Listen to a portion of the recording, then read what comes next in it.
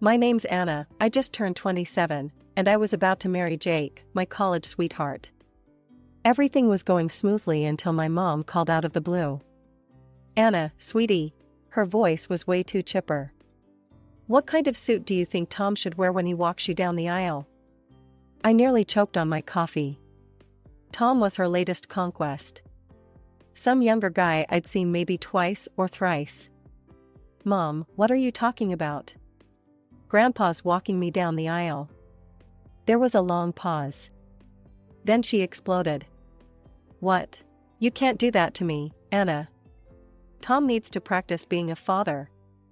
He has a teenage daughter, you know. He needs to know how it feels to walk his little girl down the aisle. I couldn't believe what I was hearing. Mom, I'm not his little girl. I'm not even related to him. Don't be so selfish, Anna. This is important for our relationship. That's when I lost it. I'm not gonna be your boyfriend's guinea pig. Let him practice at someone else's wedding. I hung up and ignored her calls after that. But as I sat there, fuming, memories started flooding back. Memories I'd tried hard to forget. Dad died when I was 10. After that, Mom went off the deep end with men. She worked for a trucking company, and our house became a revolving door for every Tom, Dick, and Harry passing through town. Anna, meet your new daddy, she'd say, hanging off some scruffy guy's arm. A week later, he'd be gone, replaced by the next one and only. I hated it. The parade of men, the constant drama, the instability. Mom was obsessed, throwing herself at these guys like her life depended on it. And each time they left, which they always did, she'd be a wreck until the next one came along. One time, I came home from school to find Mom sobbing on the couch. He was supposed to be the one, she wailed. We were gonna get married. Who, Mom? I asked, though I already knew the answer. Bill. You remember Bill, don't you? He said he loved me. I didn't have the heart to tell her I couldn't keep track of all the Bills and Toms and Joes that had passed through our lives. It's okay, Mom, I said, patting her back awkwardly. There'll be someone else. And there always was. Within a week, she was all smiles again, introducing me to yet another perfect man. As I sat there, remembering all this, my phone buzzed again. Mom, for the 10th time. I hit ignore and tossed the phone aside. Some things never change, I thought bitterly. Here I was, about to start my own family, and Mom was still trying to use me in her desperate attempts at love. As the years went by, I found myself spending more and more time at my grandparents' place. It was a refuge from the chaos at home, a place where I could just be a kid without worrying about which strange man would be sitting at our breakfast table the next morning. I stopped bothering to learn their names. What was the point? They never stuck around long enough for it to matter. But there was one day I'll never forget, no matter how much I want to. I was 14, trudging home from another crappy day at school. All I wanted was to grab a snack and lock myself in my room. Instead, I walked into World War III. Mom was in the living room, screaming and pulling the hair of some woman I'd never seen before. The strange woman was giving as good as she got, shrieking like a banshee. You husband-stealing whore, the woman yelled, taking a swing at Mom. Mom ducked and spat back, he told me he was single. Don't blame me for your failed marriage. And there, lounging in Dad's old armchair, was Mom's latest boyfriend. He was watching the whole thing with a shit-eating grin on his face, like this was the best entertainment he'd had in years. I stood there, frozen, my backpack slipping off my shoulder. The boyfriend noticed me first. He winked and put a finger to his lips, like we were sharing some kind of secret. I bolted to my room and slammed the door. Later that night, I heard Mom crying as the boyfriend left with the other woman. Apparently, she was his wife. Mom cried all night. I didn't sleep a wink. A few more months passed. I hit 15, and suddenly Mom's parade of losers took on a new, creepy dimension. I'd catch them leering at me when Mom wasn't looking. It made my skin crawl. Then came the day that changed everything. I was in my room, trying to drown out the sound of Mom giggling with her latest soulmate on the phone. There was a knock at the front door, then voices raised in argument. Curious, I crept out to the hallway. There stood Grandpa and Grandma, looking madder than I'd ever seen them. Grandpa's voice was like steel. "This has to stop, Linda. You're bringing strange men into the house with a teenage girl here. It's not safe, and it's not right." Mom's face turned red. "You just don't want me to be happy. You've always tried to control my life." "That's not true and you know it," Grandma cut in. "We want you to be happy, but not at Anna's expense. Have you even thought about what kind of example you're setting for her?" "I'm a great mother," Mom shrieked. "Anna loves me." That's when Grandpa noticed me in the hallway. His expression softened for a moment, then hardened again as he turned back to Mom. "Linda, you're my daughter and I love you. But I love Anna too, and right now, she needs protection, even if it's from you." I stood there, frozen in the hallway, as Grandpa's words hung in the air. Then he turned to me, his eyes soft but determined. "Anna, go pack your things. You're coming to live with us." I didn't hesitate. "Okay, Grandpa," I said, my voice barely above a whisper. I turned and practically ran to my room, my heart pounding. As I threw clothes into a duffel bag, I could hear Mom's weak protests from the living room. "You can't just take her. I'm her mother." Grandpa's voice was calm but firm. "Linda, think about it. It'll be easier for you to find a man without Anna around." There was a long pause, and then I heard Mom's voice, sounding almost relieved. "Well, I suppose you're right. Maybe it would be better for everyone." As we walked out the door, I glanced back at Mom. She was already on her phone, probably lining up her next date. She didn't even look up as I left. Living with my grandparents was like entering a whole new world. Suddenly, there was structure, stability, and genuine care in my daily life.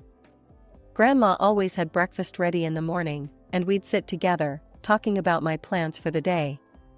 Grandpa would drive me to school, using the time to chat about my classes or just tell silly jokes to make me laugh. I still went to the same school, so that part of my life stayed constant. But everything else changed, for the better. I had a quiet place to do my homework, without worrying about what drama I'd walk into when I left my room. I started bringing friends over, something I'd never done at Mom's house. My grades improved, and I even joined the debate team. Grandma and Grandpa came to every debate competition, every school event. They were there, front and center, cheering me on. It was a kind of support I'd never experienced before. As for Mom, well, she faded into the background of my life.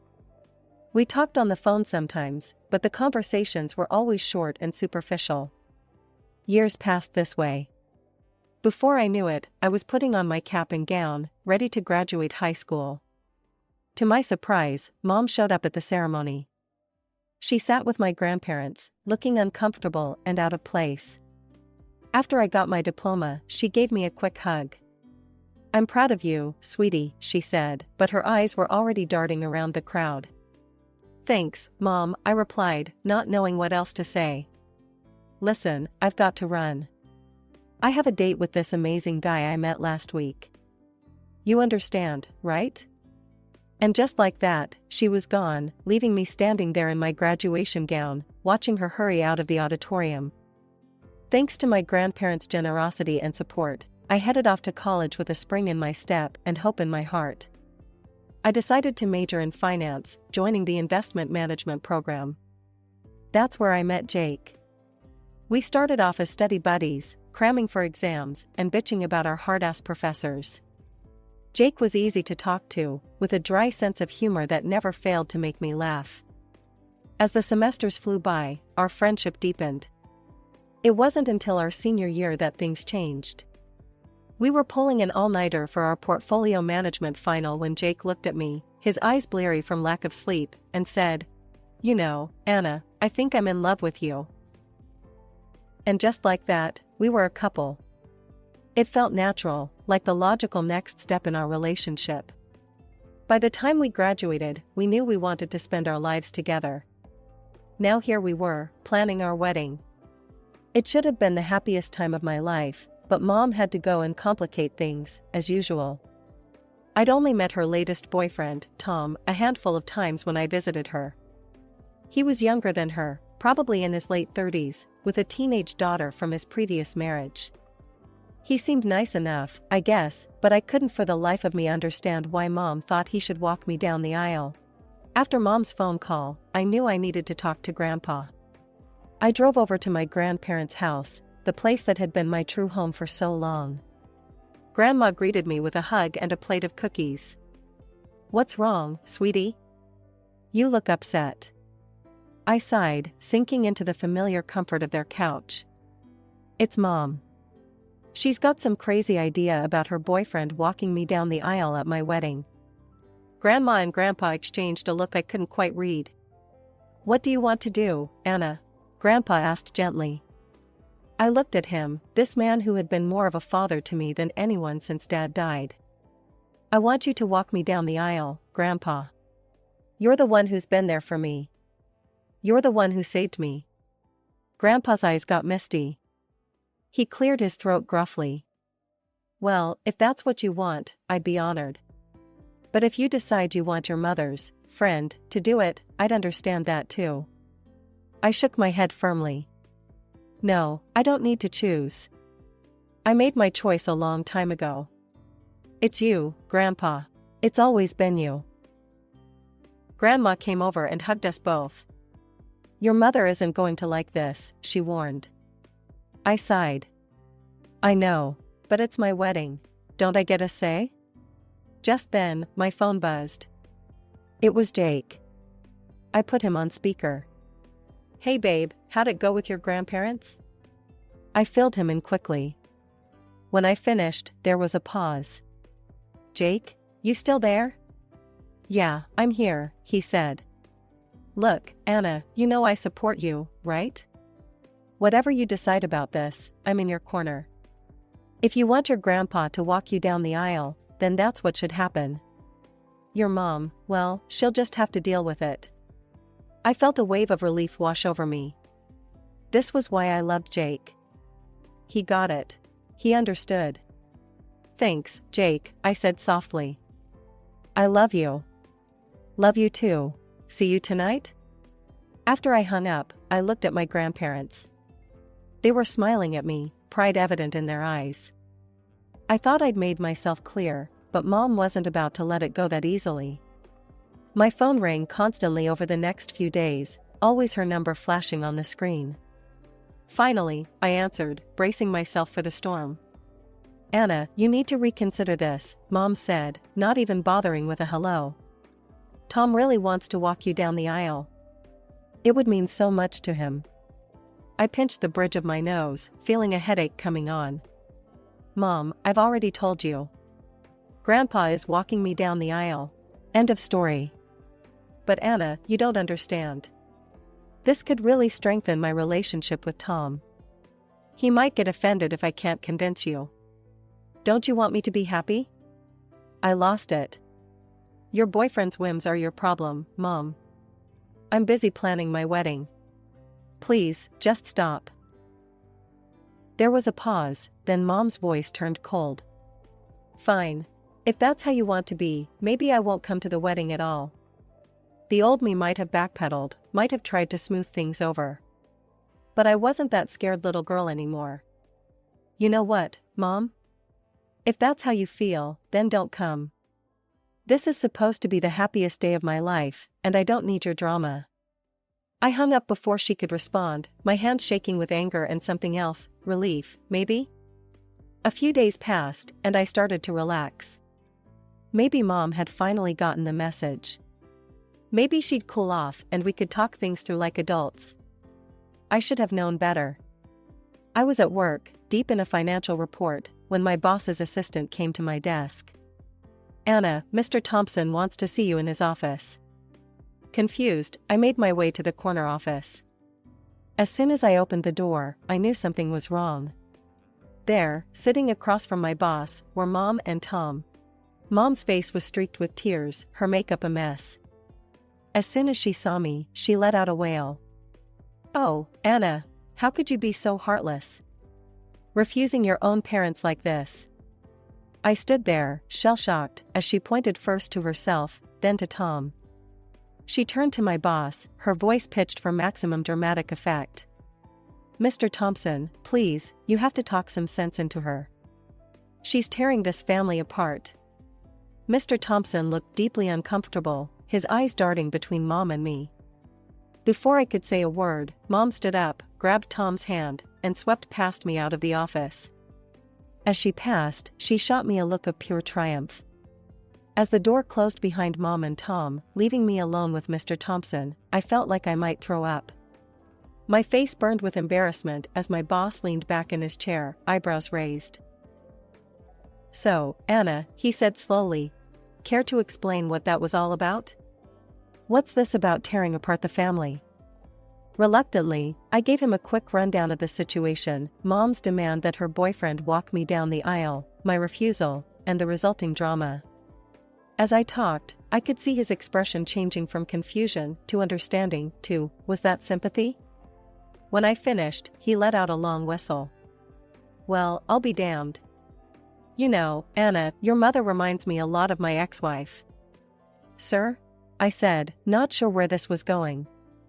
He chuckled, but there was no humor in it. "Yeah, always making everything about her, no matter who got hurt in the process. That's why I divorced her, actually. Couldn't take the constant drama anymore." I felt a wave of relief wash over me. "So, you understand?" "Oh, I understand all right," he said, nodding. "And for what it's worth, I think you're handling this a hell of a lot better than I would have at your age." I almost sagged with relief. "Thank you, sir. I really am sorry about all this." His face grew serious. "That said, Anna, we can't have this kind of disturbance in the office. The company doesn't need that kind of drama, you know?" I left his office in a daze, relief warring with anger. How dare Mom show up at my workplace like that? She could have seriously damaged my career. My first stop was the security desk. I explained the situation to Frank, the head of security, who'd always been kind to me. "Don't you worry, Anna," he said, his weathered face creased with concern. "I'll make sure they don't get in again. You just focus on that wedding of yours." Back at my desk, I opened my email. My hands were shaking as I typed, but I forced myself to keep going.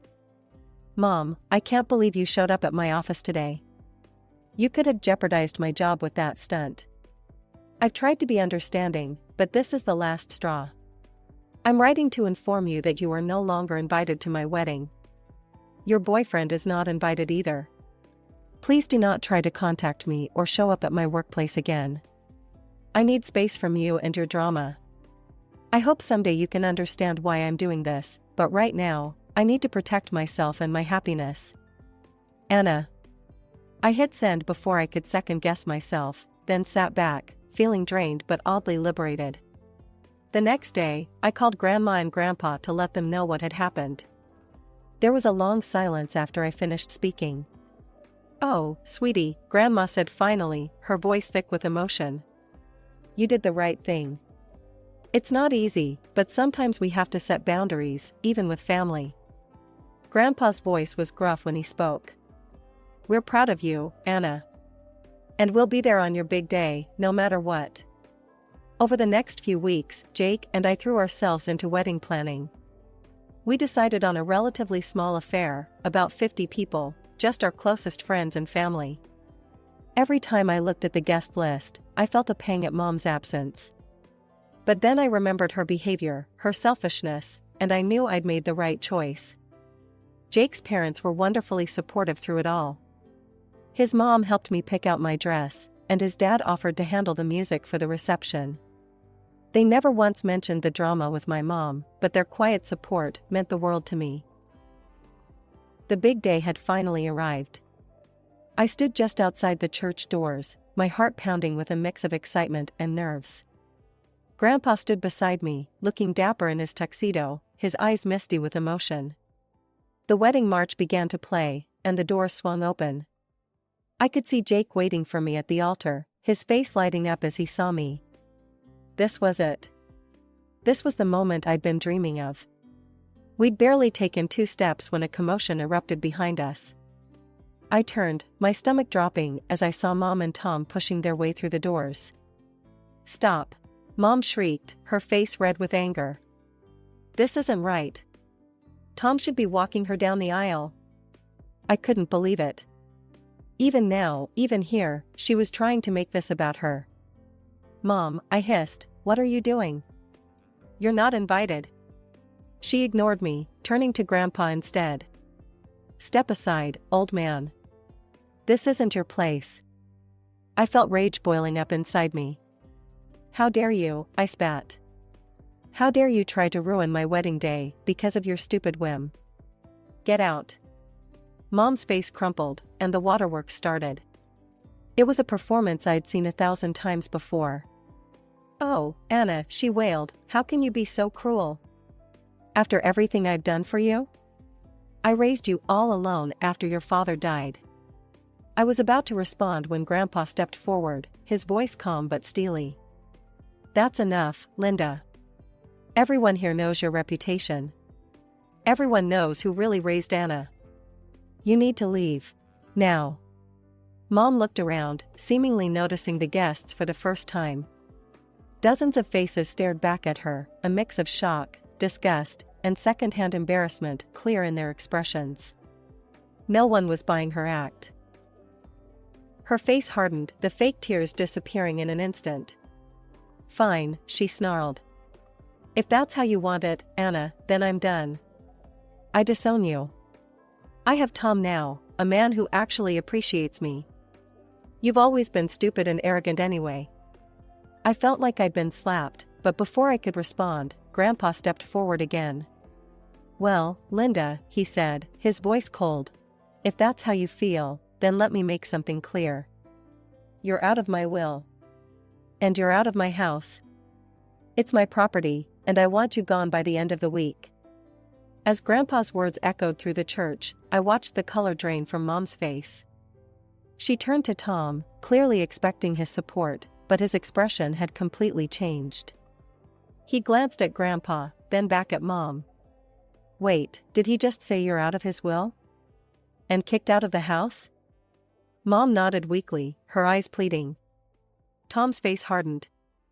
"Well, in that case, we're done. I don't need you without money. I can find someone younger anyway." With that, Tom turned and walked out of the church, leaving Mom standing there in shock. For a moment, everything was silent. Then, Mom let out a wail that made my skin crawl. "You," she screamed, pointing at me. "This is all your fault. You've ruined everything." She lunged towards me, but Jake stepped in front of me protectively. At that moment, 2 police officers entered the church, likely called by one of the guests.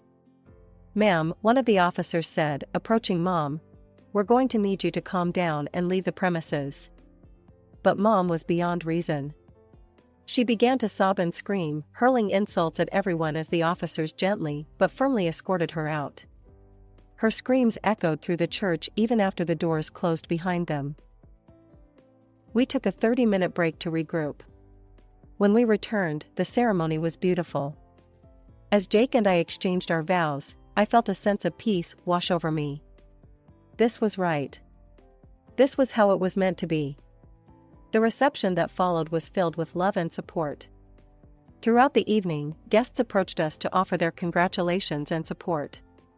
Jake's parents came up to us, both of them misty-eyed. "Anna, dear," his mother said, "we want you to know that you're part of our family now. We love you, and we'll always be here for you." Even my boss, Mr. Thompson, pulled me aside. "You've got grit, kid," he said, a hint of admiration in his voice. "Don't ever let anyone tell you different." As the weeks passed, Jake and I settled into our new life together. We found a cozy apartment to rent near our workplaces. It wasn't fancy, but it was ours, and we loved making it our home. Grandpa made good on his word and evicted Mom from his house. Jake and I decided to rent it out for some extra income. It felt good, turning something that had been a source of pain into something positive for our future. We didn't hear much from Mom after the wedding fiasco. According to neighborhood gossip, she was renting a small apartment across town and was back to her old habits, cycling through men in search of the one. Part of me felt sad for her, but a larger part felt relieved. For the first time in my life, I wasn't responsible for her happiness. I wasn't caught in the crossfire of her drama. One evening, about 6 months after the wedding, Jake and I were looking through our wedding album. We came to a photo of me and Grandpa walking down the aisle, both of us beaming. "You know," Jake said, squeezing my hand, "I'm really proud of you. The way you handled everything with your mom, you're amazing." I leaned into him, feeling a warmth spread through my chest. "I couldn't have done it without you. Without all of you, your family, my grandparents. You guys are my real family." As I sat there, surrounded by love and support, I realized something. The day of my wedding hadn't gone as planned. It had been messy and dramatic and painful. But it had also been a turning point. It was the day I finally broke free from the cycle of manipulation and guilt that had defined my relationship with Mom for so long.